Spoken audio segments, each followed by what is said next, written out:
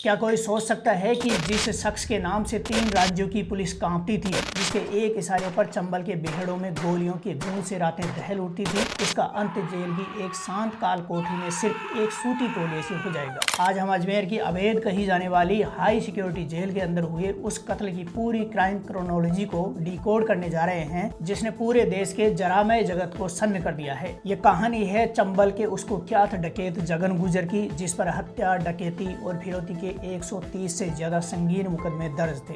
ये वो दौर था जब चंबल क्षेत्र में हजारों टर्क सिर्फ जगन धौलपुर का नाम लिखवा कर निकलते थे और किसी पुलिस वाले की हिम्मत नहीं होती थी कि उन गाड़ियों को हाथ भी लगा दे। लेकिन 3 दशक तक खौफ का साम्राज्य चलाने वाले इस अजय समझे जाने वाले डकैत का अंत कानून के किसी एनकाउंटर में नहीं हुआ, बल्कि जेल की बैरक नंबर 5 में बंद विष्णु सिंह के हाथों हुआ, जो खुद भरतपुर के बहुचर्चित गैंगस्टर कुलदीप जगीना हत्याकांड में पुलिस कस्टडी के दौरान रोडवेज बस में घुसकर गोलियां बरसाने और पूरी साजिश रचने का मुख्य आरोपी है। आइए आपको टाइमलाइन के आधार पर समझाते हैं कि सोमवार की उस दोपहर जेल की उस दीवार के पीछे आखिर हुआ क्या था। सुबह 11 बजे दोनों कैदियों ने जेल के नियमों के मुताबिक अपनी बैरक की सफाई की। इसके बाद दोपहर 11 बजे से 3 बजे के बीच जब तेज धूप हो रही थी, पूरी जेल में सन्नाटा पसरा हुआ था, तब नियमानुसार सभी कैदियों को उनकी कोठरियों में बंद कर दिया जाता है। बैरक नंबर 5 में सिर्फ 2 ही लोग थे। एक तरफ 50 पार कर चुका थका हुआ लेकिन अपने अतीत के घमंड में चूर डकैत जगन गुजर और दूसरी तरफ 25 साल का गर्म खून यानी शातिर शूटर विष्णु सिंह। समय काटने के लिए दोनों फर्श पर लूडो का बोर्ड बिछाकर बैठ गए। खेल आगे बढ़ा। इस दौरान विष्णु ने दवाई लेने का बहाना बनाकर जगन के पीछे दीवार पर टंगा तौलिया उठाया और पीछे से ही सूती गमछे से जगन का गला दबा दिया। जगन छटपटाता रहा, लेकिन जवान खून विष्णु की ताकत के आगे बेबस हो गया। 2-4 मिनट में चंबल के उस खूंखार डकैत का अंत हो गया, जिसके नाम से कभी 3 राज्यों की पुलिस कांपती थी। पूछताछ में जो प्रमाणित दृश्य सामने आया है, उसके मुताबिक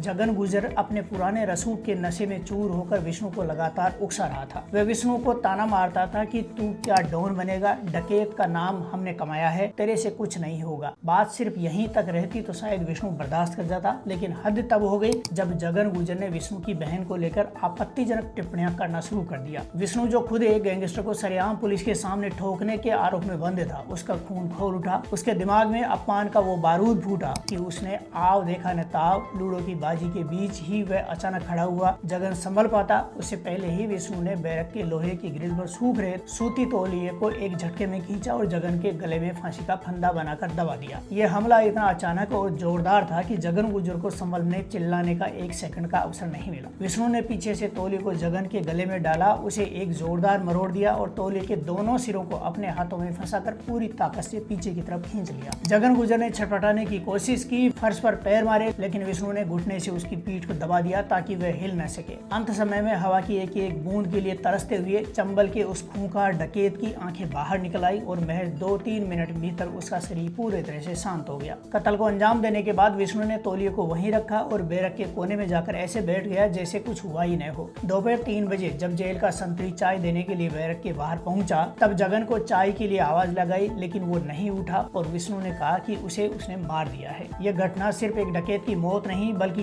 ये राजस्थान के पूरे जेल मैनुअल और सुरक्षा दावों का सबसे बड़ा तमाचा है। जो अजमेर की हाई सिक्योरिटी जेल राज्य के सबसे खूंखार आतंकवादियों, इंटरनेशनल तस्करों और खतरनाक गैंगस्टरों को पूरी दुनिया से काट कर रखने के लिए बनाई गई है। जहाँ परिंदा भी पर नहीं मार सकता, वहाँ हर कोने पर सीसीटीवी कैमरों की तीसरी आंख का पहरा होता है। जहाँ 2 इतने हार्डकोर और हिंसक बैकग्राउंड वाले कैदियों को एक ही बैरक में एक साथ छोड़ना जेल प्रशासन की सबसे बड़ी और अक्षम्य लापरवाही है। क्या जेल के प्रहरियों को इन दोनों के बीच बढ़ रही रंजिश की भनक नहीं थी, या फिर इस अभेद किले के अंदर भी कोई ऐसी अंदरूनी सेटिंग थी जिसके तहत विष्णु सिंह को जगन गुजर तक पहुंचने का रास्ता साफ मिला था? इस सनसनीखेज मर्डर ने साबित कर दिया कि अपराध की दुनिया में पुराना खौफ तब तक ही काम आता है जब तक आप सलाखों के बाहर हैं। जेल के अंदर की दुनिया बिल्कुल अलग और बेरहम होती है। फिलहाल अजमेर एसपी और न्यायिक मजिस्ट्रेट की निगरानी में जांच की जा रही है, लेकिन चंबल के एक बड़े अध्याय का एक खूनी अंत राजस्थान के इतिहास में हमेशा के लिए दर्ज हो गया। इस पूरे जेल मर्डर और सुरक्षा में हुई इतनी बड़ी चूक पर आपकी क्या प्रतिक्रिया है, हमें कमेंट बॉक्स में जरूर बताएं।